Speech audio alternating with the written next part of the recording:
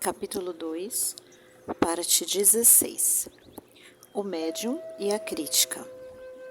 Tomemos para exame o aspecto particular da crítica. Nenhum trabalhador espírita responsável e razoavelmente conhecedor da doutrina, médium ou não, contestará a necessidade de crítica ao seu trabalho, seja em que setor estiver sua tarefa dentro do movimento espírita, seja qual for a posição que ocupe nesse contexto. Lamentavelmente, muitos confundem a veemência de certas críticas com hostilidade ou agressão. O que importa é saber se a crítica é justa e bem formulada ou injusta.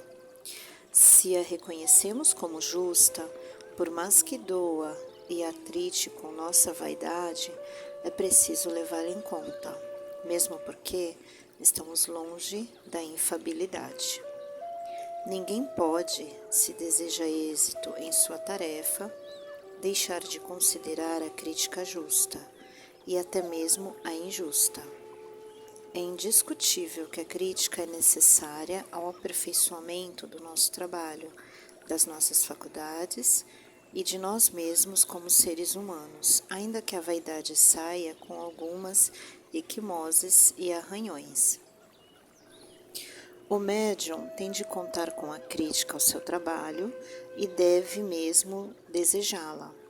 Para isso, precisa estar preparado, inclusive com boa margem de tolerância para absorver e eliminar alguns excessos porventura tirados contra ele ou contra suas faculdades.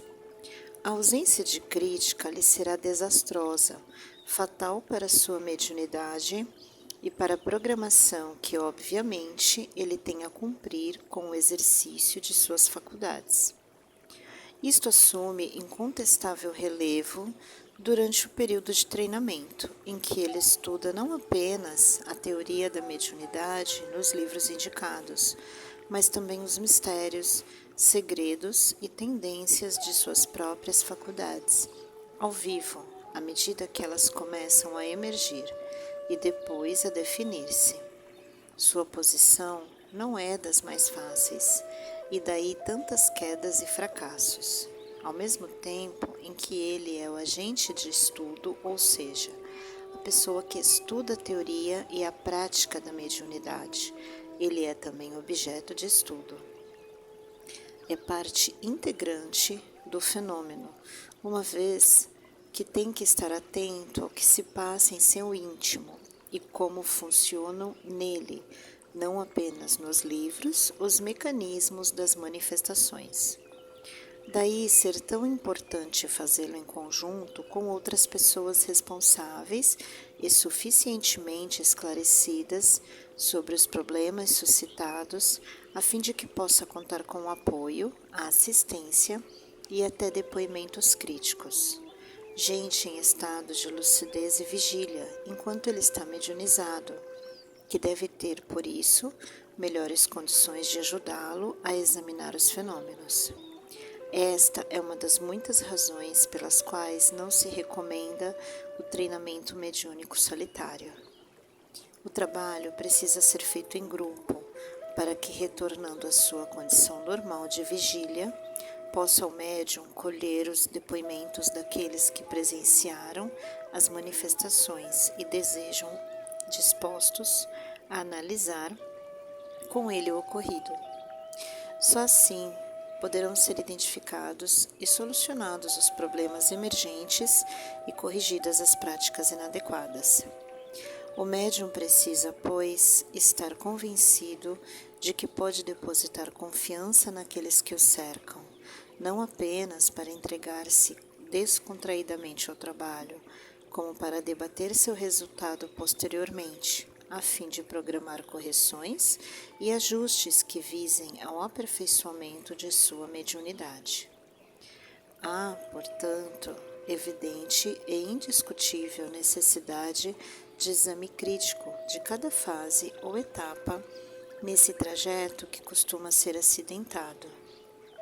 É preciso, contudo, que a crítica não seja excessivamente rígida, contundente e agressiva, mesmo que justa, a fim de não inibir ou atemorizar o médium, que ainda não se encontra seguro do que faz e está ali precisamente para alcançar o mínimo das condições necessárias ao exercício de suas faculdades.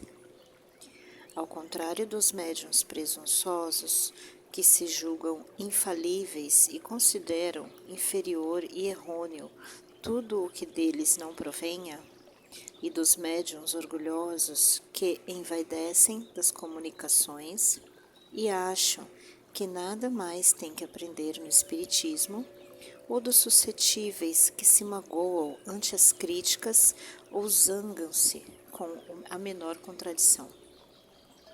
Deve o médium levar em conta as críticas, mesmo que injustas, mas não se deixar abater, sufocar ou inibir ante uma apreciação mais vigorosa acerca do seu trabalho. Somente porque a crítica foi formulada, não quer dizer que ela seja correta ou justa. Pode perfeitamente o crítico estar mal informado, não ter sequer as condições mínimas exigidas para fazê-la, ou estar a formular apenas movido por sua vaidade pessoal, pelo ciúme ou por sua arbitrariedade de dirigente, que não admite contestação e se julga conhecedor de todos os segredos e mistérios da mediunidade. Críticas injustas e desastradas têm sido responsáveis pela irremediável aniquilação de promissoras mediunidades. Vimos no caso particular de Regina o estado de confusão e insegurança em que ela ficou devido a isso.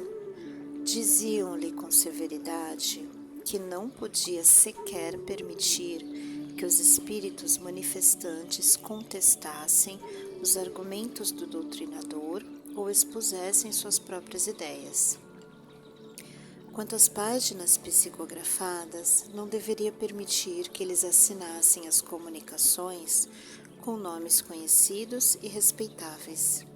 Estava, pois, sob suspeita de mistificação neste caso e de indisciplina mediúnica no outro.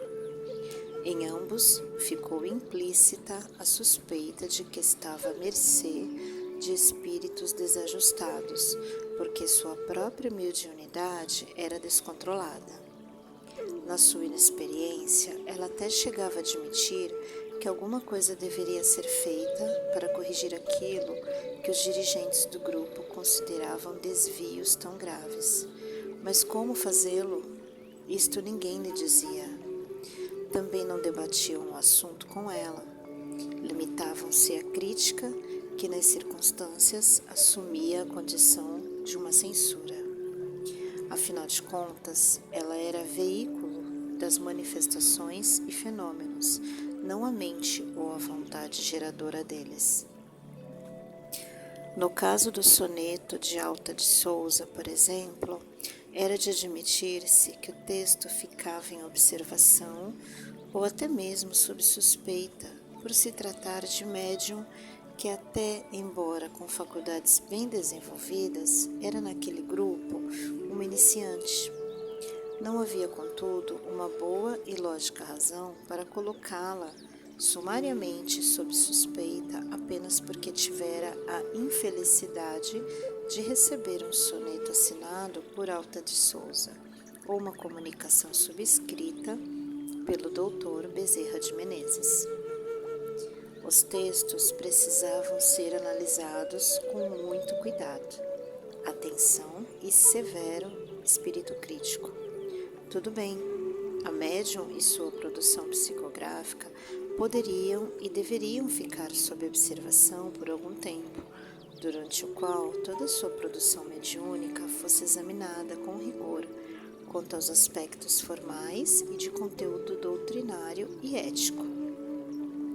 Somente em face de conclusões inequívocas e bem documentadas, seria então necessário debater com ela o assunto e fazê-la ver, se fosse o caso, que estava sendo vitimada por espíritos mistificadores.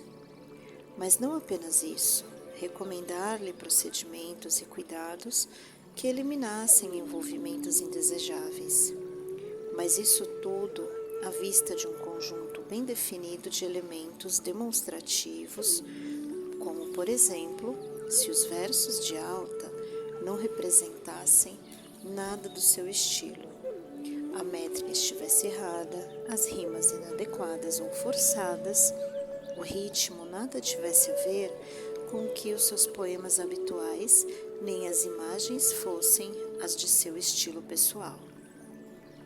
Além do mais, se a temática fosse antidoutrinária, contivesse conceitos éticos inaceitáveis, fantasias inadmissíveis, ou fossem versos confusos, sem sentido, sem a beleza e sem a harmonia que estamos acostumados a encontrar na obra da excelente poetisa, tanto na sua produção, quando encarnada, quanto no que escreveu após a desencarnação, através de vários médiuns. Quanto à incorporação, ou seja, psicofonia, não era justo rejeitar sua expressão mediúnica, apenas porque não estava rigorosamente dentro dos padrões locais. Então, todos os médiuns do mundo têm de exercer suas respectivas faculdades exatamente da mesma maneira ou estão sendo mistificados. Se o médium não pode gaguejar porque em vigília não gagueja, então seria inadmissível o estupendo fenômeno da xenoglossia, porque em sua condição normal, o médium não sabe uma palavra do grego, latim, árabe ou chinês. Está sendo mistificado porque o espírito manifestante, vencendo barreiras que nem sabemos ao certo como, consegue expressar-se na língua que falou quando vivo? E se o espírito manifestante é de um ex-cirurgião competente que não pode operar porque o médium nada sabe de medicina e, portanto, não pode dar passividade aos gestos necessários para que a operação seja realizada? Durante quase meio século de prática regular e constante, o brilhante jornalista inglês Maurice Barbanel serviu de médium ao notável espírito que a si mesmo denominava Silver Birch. Não foram poucas as dificuldades iniciais da acomodação e sintonização do espírito com seu instrumento, a primeira das quais foi a da própria língua inglesa. Barbanel era um competente jornalista, discípulo e amigo do famoso e legendário Hannen Schaufer, aliás, espírita convicto, mas o espírito desconhecia o inglês, apresentando-se como simples índio pela pele vermelha americana. Se por lá estivesse algum dos nossos entendidos dirigentes, provavelmente ficaríamos sem as páginas de ouro que a mediunidade de Barbanel filtrou para nós, provindas da inesgotável sabedoria do velho índio americano. É que Silver Birch venceu as barreiras linguísticas iniciais e conseguiu desenvolver para seu uso um inglês limpo, singelo e poético, no qual expressava com rara beleza e profundidade os mais elevados conceitos éticos e religiosos. O crítico injusto e despreparado teria dito ao médium logo de início que ele não poderia de forma alguma permitir que o espírito usasse seu incerto linguajar inicial, porque ele, médium, era um homem culto, civilizado e dotado de grande poder verbal, tanto que era excelente jornalista profissional e autor de vários livros de sucesso. E mais, muito mais, segundo os dirigentes que quase conseguiram bloquear a mediunidade de Regina, Barbanel não poderia permitir que o espírito manifestante proclamasse sua convicção na reencarnação, como fazia, uma vez que o médium a rejeitava.